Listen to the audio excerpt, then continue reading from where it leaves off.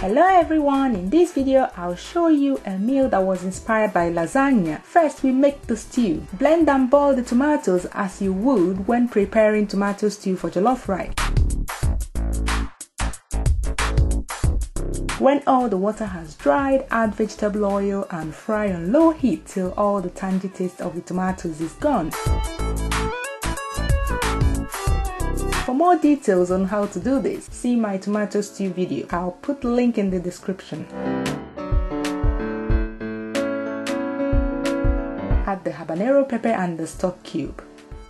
I didn't add salt because that big stock cube is enough, and remember that the cheese contains salt. That's already more salt than me and my family can handle. Add the white fish and cook for 5 minutes maximum. This fish gets done in no time.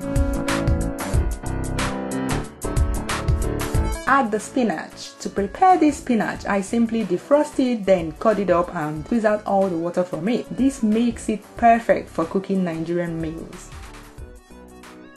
We then peel and cut up the yam into very small cubes. Make sure you buy the sweet white yam with a brown back. In the US, there's another food item called yam. Please don't use that one.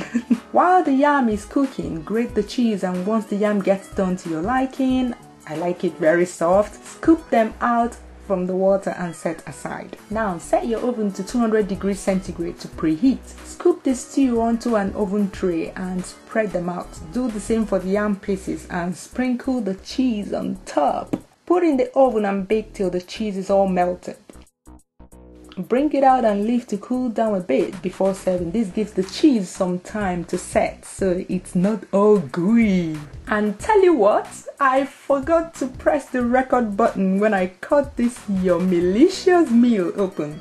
But here are some pictures. I hope you'll enjoy it when you try it. See you soon!